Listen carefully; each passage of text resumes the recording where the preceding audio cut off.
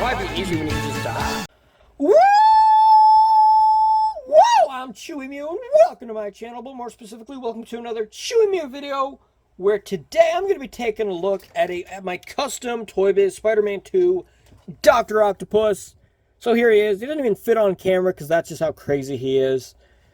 Come on, he doesn't stand up too good because how crazy he is. Okay, he's not going to stand up for now. That's a really good way to start a video, huh? Yeah, my custom can't even stand. We'll get to that, though. So this figure is actually using the it is the Dr. Octopus by ToyBiz from 2004. This is, hang on. Okay, I had to pause. I'm back now. So this is the Dr. Octopus from the ToyBiz Spider-Man 2 line. This is called the Tentacle Attack Dr. Octopus. This is what the figure looks like originally, and I customized it. The biggest reason was because these tentacles actually, the ones he came with, didn't have bendable wire. You couldn't bend them and stuff. They were just in a fixed position. The position you see them in the picture, that's basically the only movement you had.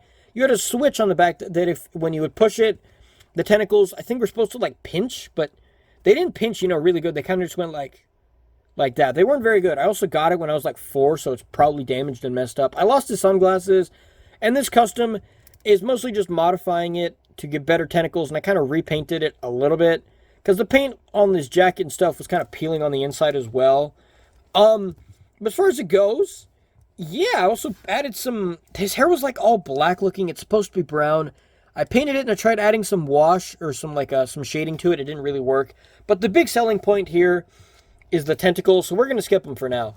As far as this belt, I added in some black wash here and some gold to give it some sort of detail. Also, if you see in the movie, he has you can see a blood, a line, or his circulation's being cut off by these tentacles here. So I added some very kind of sloppy looking red mixed with purple and brown paint here to kind of look like that. His chest looks dirty from the coat, but when you have it covered like this, you don't see it. I did also have to sculpt some more detail here on the side because when you take off the coat here, there's the plastic, the way I had to cut it open, the plastic didn't really look the best there. So I had to do some modification there to both sides. I was thinking of super gluing it to the sides here, but having it move a little bit makes the butterfly joints work a bit. Because he actually has butterfly joints, which they go back pretty decent. He has decent movement here. He doesn't have a ball joint, torso, or anything like that, which is not really a big deal to me. All the articulation is the same. I repainted his boots here a little bit, or his shoes here, because some of the paint was chipping off. The plastic is black, so you can see some of the black bleeding through.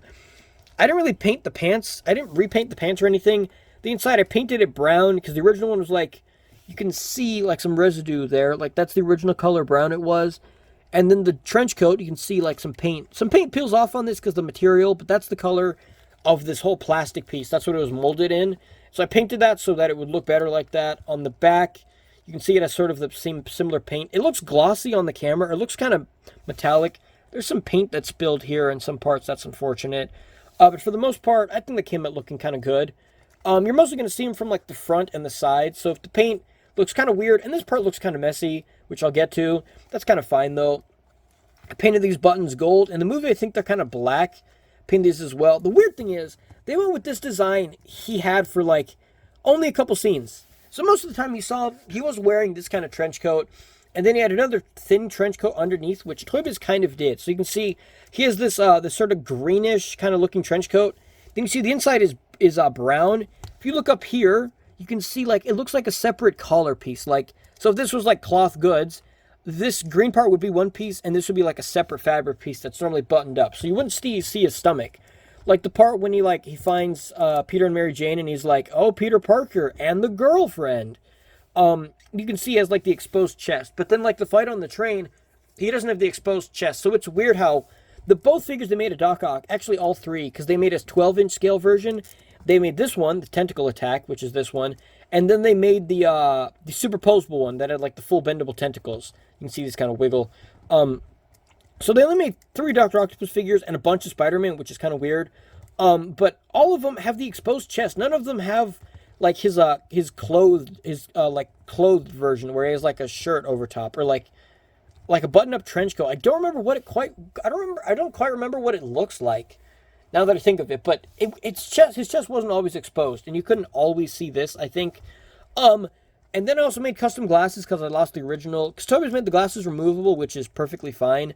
So what I did was I just made these out of cardboard, and it looks kind of bad. It looks more like a visor. And then it has a rubber band here attached to his head. That's how I wrapped it.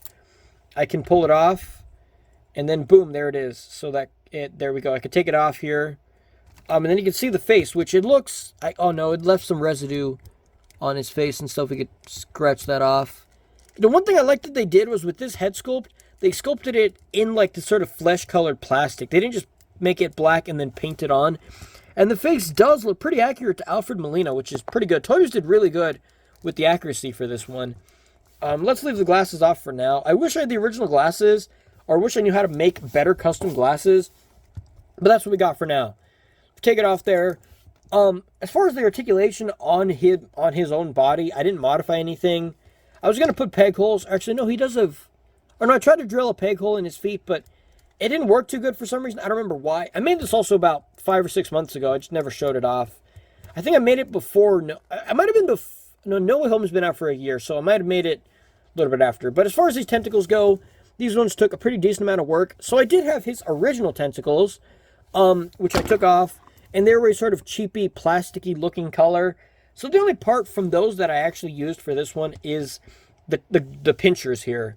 So this one here is the original pincher. So his top pinchers look like this, where they have these sort of thinner parts. And the bottom ones have these more kind of square looking parts, like you can see on the bottom of this one here. These two pieces here are sculpted on out of clay. And these two here are also sculpted on out of clay. They're not bendable because I can't sculpt bendable clay. But one thing I did try doing, which it's not like it works that good anyway, because the tentacles can't hold the weight of a figure, but if they could hold the weight, he could grab Spider-Man. Like if I put a little display piece holding this part, he could actually hold Spider-Man. Not the best, but you could get him to hold Spider-Man with this. Obviously, unfortunately, the weight of this is not strong enough to hold up the figure. And that's because, as well, the wire I used for this, I mean, it's not really wire, I mean, it is wire, is this here, the way to make the packaging, when you take it off, this part rips. But this is like garden wire, and it looks like this. I got this at Home Depot, and it's not super durable, like super flexible. Or I mean, it is flexible. It's really flexible, but it's not super durable. Or I can't speak. It's not super strong. Like it doesn't hold. It holds the position good. You can bend them surprisingly well. You can bend them like the best of them, but it's not gonna like hold his weight at all. Which, I mean, that's kind of fine. If I want to have him displayed, like, I want to have him, like, in a, like, he's, like, being held up kind of pose, I'll just put 2 tentacles, like, on the bottom, or I'll put 2 tentacles on the floor, and then I'll put, like, a display stand holding him up on the back. So then I added those on, and then these parts here, which all these little, like, kind of looks like a spine shape on the tentacles. I really like the way the tentacles look in the movie. The way I did these was these are zip ties, so I put zip ties on, I put them as tight as I could. Then I painted them a sort of gold bronze-ish kind of color. I painted that to all of them. They're not all completely lined up and all completely together, which is fine, considering when you bend them, they get kind of out of shape anyway, so it's fine. And then I obviously painted the wire here and the inside of the zip ties. I painted them silver here, and it looks pretty good. I think it looks really good. And on the back, it looks kind of messy here. And that's because the way I had to attach them was I just made a huge hole in his back here. I can't take these tentacles off anymore because I had to super glue them in. Because if I didn't, they wouldn't work too good.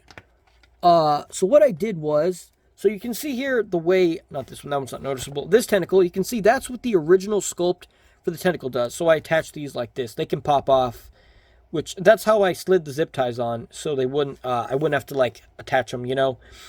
So it had this entire detail to it. And then it had like a pretty decent sized hole like that where there was like a wire that ran through this that let it bend, but it didn't offer like this kind of posability, like, you know, like you'd expect Dr. Octopus tentacles have. It's more like maybe like a little bit like that. Like you bend it like this and it kind of slowly moves on its own. Like ToyBiz didn't make this to be super posable. It was mostly just like the gimmick toy, like the gimmick version of the toy. And so you can see how I could stick these in here. I stuck them into the back and I super glued them all together and they would all flop down. Like you see when I move them up, except for this one. The top two and this one over here, they do stick up. They don't flop down. Which that happens with the ToyBiz Sinister 6 Dr. Octopus. So I added a zip tie here. I put a zip tie really tight, so it would lock them in this position. So these tentacles won't flop down, and this one won't flop down. This one kind of does. This one does kind of flop down a bit, but it's not like all the way down like this. Like Sinister Six Doc Ock, all his tentacles would just be on the ground like that. But you see, if I bend them up, they kind of stay up there, which that's pretty cool. So it does look a bit messy here. I did paint it brown so it blends in. It's not the cleanest look to it on the back, but like I said, I'm not gonna be posing him where this back is gonna be exposed. He's mostly on a shelf. The shelf has a wall on the back, so you can't even see like the back. I'm not gonna pose him where you see this part. It mostly, if anything, to be like a side profile. But I think it looks pretty cool, you know. This tentacle's now, because it's flopping down, it kind of bugged me. But yeah, so I think this custom looks pretty cool. It's obviously not like, you know, well, I know it's a pretty big deal custom. It's not like, it wasn't like, oh, this wasn't that much effort. It's pretty much effort. The way I figured out how to do this with the tentacles was, I don't know, I just kind of thought about it. So actually, the way I figured this out was I was watching a video of, I don't even remember what it was about. I was watching a video where the guy was like, it might have been an unboxing of something. I don't know what it was, but the guy had to cut zip ties that were holding the object in the packaging, and he cut the zip ties, and then I saw them, and I was already trying to work on a way to customize this figure, and then I saw those zip ties, was like, I could probably use those as like spines, like the little like bone looking things on the tentacles. But then I thought, what am I going to use for tentacles? And so I went to Home Depot with my mom and stuff, and we found, oops, I got a paper on accident. I found this wire here. This is like in the garden section, kind of, or it's more like in the hardware section. I don't know how to explain it. It's at Home Depot. And so I got this here, and then I used it for this. I also used it for my custom iron spider. And then I put the zip ties on here, and I wrapped it around, and then, you know, boom, I got that too. I got it to work. So that's really cool that I managed to make it work. Sometimes with customs, you got to go outside the box and use a bit more exaggerated and a bit more crazy kind of equipment to make a custom work. You know, you can't just be like, well, I'm gonna have to get. I don't even know what I'm trying to say here, but you know, you got to think outside the box here a bit. But yeah, that's pretty much all for this custom. Let me know what you think about this custom Doc Ock here. Unfortunately, he can't stand on his tentacles though, which it's not a big deal. I could put him on a display stand like he's kind of standing up. But either way, that's all for this video. Let me know what you think about this custom, and I will see you guys in the next review. Wow.